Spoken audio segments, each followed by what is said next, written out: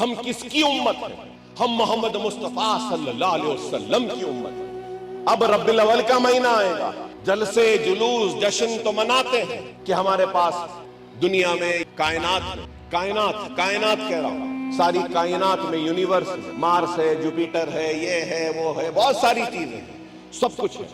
پھر اس میں ارتھ بھی ہے، یہ ارتھ میں حسن ہے، مرد ہے ہینڈسم، اس ارتھ میں خوبصورت چٹانیں ہیں، اس ارتھ میں پھول ہے، اس ارتھ میں پھل ہے، اس ارتھ میں بٹرفلائیز ہیں، اینیملز ہیں، بہت کچھ ہے۔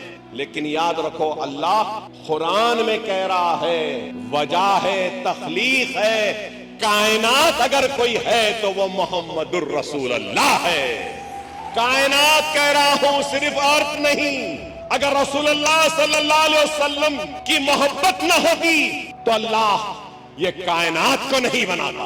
ہم ان کی امت ہیں، ہم ان کی امت ہیں۔ سمجھو قرآن اگر پہاڑوں پہ نازل ہوتا تو ریزہ ریزہ ہو جاتا، لیکن قرآن کو اللہ نے رسول اللہ صلی اللہ علیہ وسلم جن کے ہم امتی ہیں ان پر نازل کیا۔ ارے اندازہ لگاؤ، موسیٰ علیہ السلام نے اللہ سے گفتگو کرنے کی ضد کی تو اللہ نے حکم دیا موسیٰ 40 دن کا روزہ رکھو۔ موسیٰ 40 دن کا روزہ رکھے، اس کے بعد کوہ طور کے پہاڑ پہ اللہ سے گفتگو کا موقع ملا۔ اور آپ کو کیا معلوم، موسیٰ اور اللہ میں جب گفتگو ہوئی نا کوہ طور پر، تو اللہ اور موسیٰ کے درمیان میں 70,000 پردے تھے۔ کتنے؟ 70,000۔ صحیح۔ اور ایک امت محمدی کا روزے دار آپ اور میں، ہم مسلمان جب روزہ کھولتے ہیں تو اس روزے دار اور اللہ کے درمیان میں ایک بھی پردہ نہیں ہوتا۔ کیا صحیح ہے یا غلط؟ موسیٰ نے اللہ سے سوال کیا کہ اے اللہ، جو شرف اور جو مقام تو نے مجھ سے گفتگو کر کر مجھ کو عطا کیا، کیا تو اپنے کسی دوسرے بندے کو اس عزت سے، اس مقام سے سرفراز فرمائے گا؟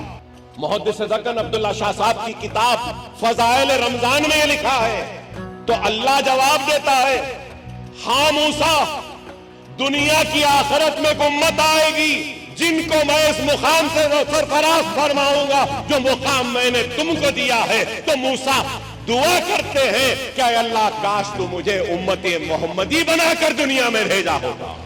یہ مقام ہے ہمارا۔ اور آج بے راہ روی کی زندگی، دین سے دوری کی زندگی، اللہ سے دوری کی زندگی، نمازوں سے دوری کی زندگی، قرآن سے دوری کی زندگی، شریعت سے دوری کی زندگی آج ہم کو یہ دن دکھا رہی ہے۔ اللہ کو راضی کرو، اللہ کے قریب ہو جاؤ، اللہ آپ کے قریب ہو جائے۔